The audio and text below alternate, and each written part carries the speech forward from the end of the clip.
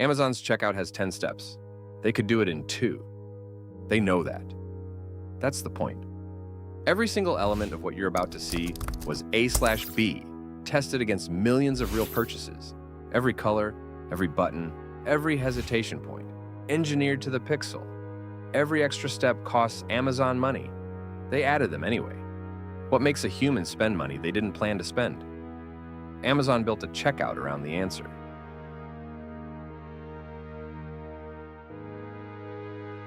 This isn't a new story, it's an old one, dressed up in a checkout screen. In 1984, a researcher named Robert Cialdini published a book called Influence, The Psychology of Persuasion. 6 principles, all 6. The same psychological triggers work on everybody.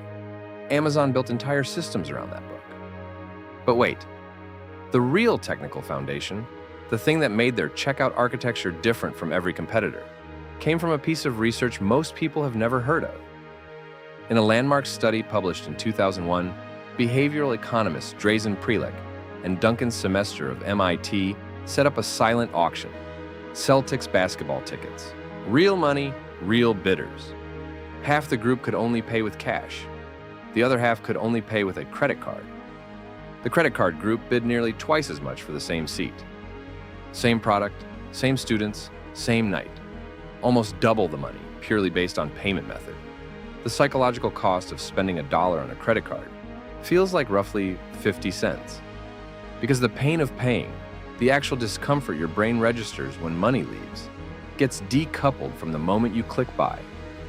The purchase feels good, the charge arrives later. Your brain doesn't add those two things together in real time.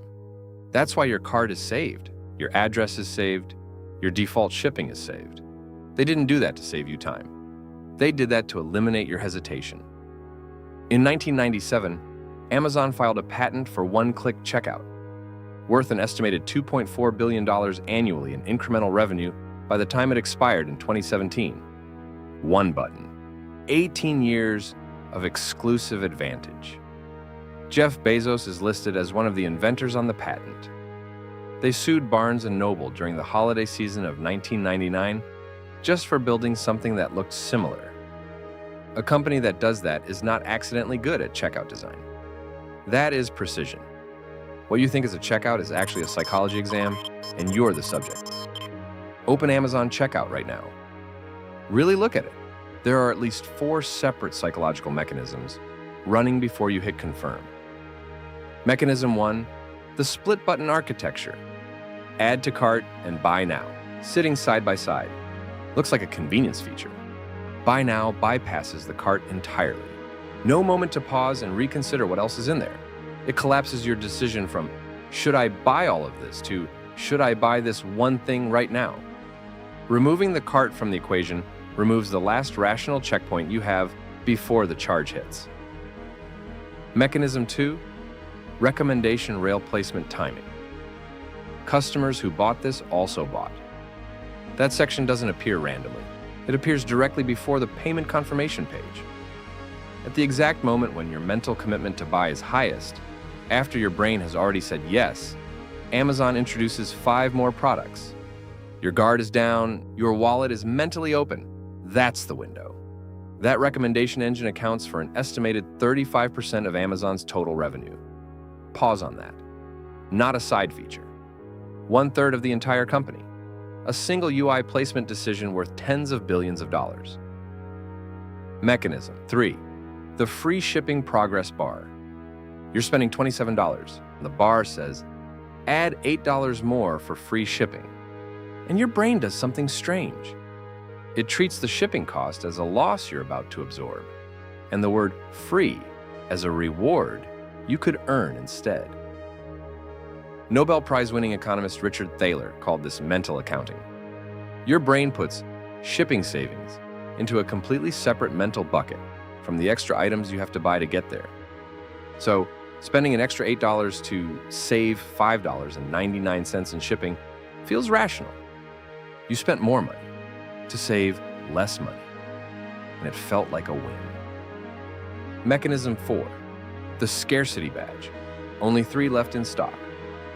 Sometimes true and sometimes not.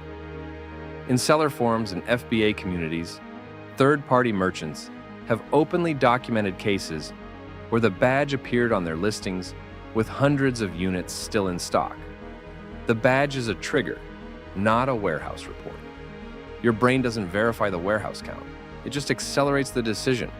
So, before you even get to payment, your hesitation has been removed. Your cart total has been nudged upward. You've added items you didn't arrive with. And you feel mild urgency you didn't have when you opened the app. That's not bad design. That is extraordinarily precise design. But the checkout screen is just the surface. There's a layer underneath it most people never see. And it has to do with how Amazon decides what price to show you specifically. Amazon makes 2.5 million price changes every single day. Yes, every day. Their pricing algorithm continuously adjusts based on competitor prices, demand signals, inventory levels, time of day, and your individual browsing behavior. Look at a product 3 times without buying. The price may be slightly lower the next time you visit. Bought that product category before without any hesitation? The algorithm may not offer a discount at all.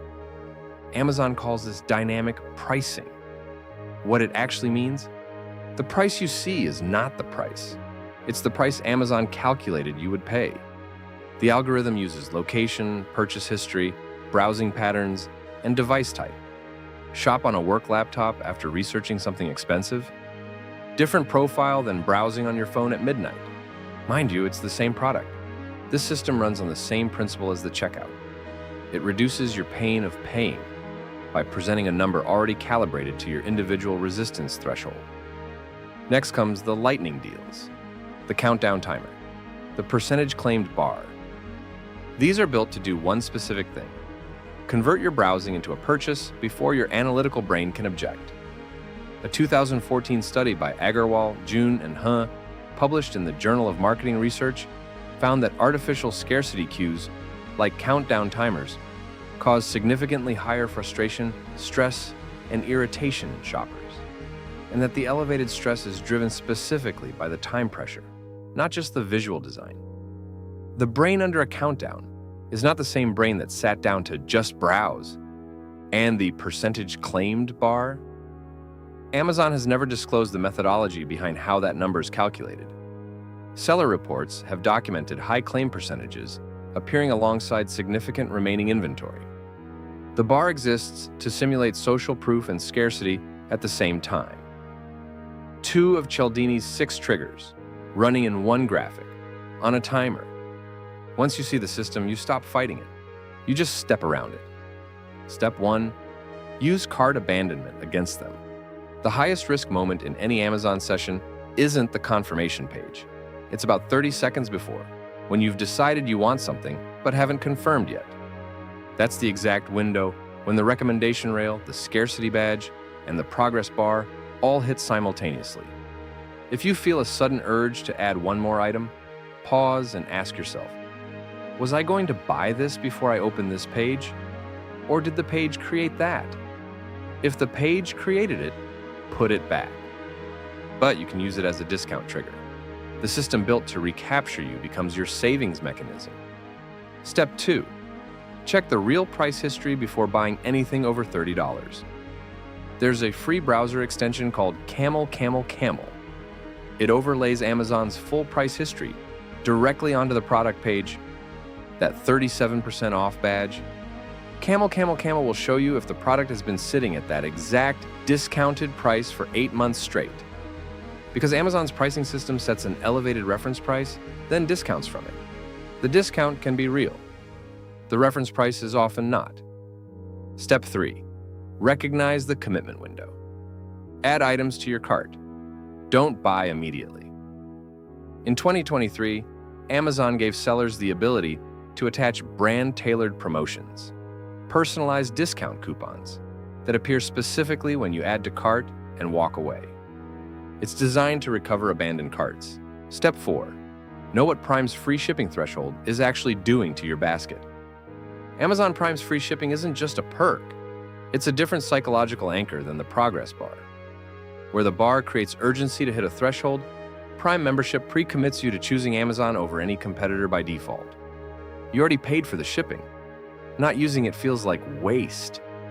That sunk cost feeling is the mechanism. Before you buy something on Amazon simply because you have Prime, ask, is this actually the best price? CamelCamelCamel takes 10 seconds to answer that.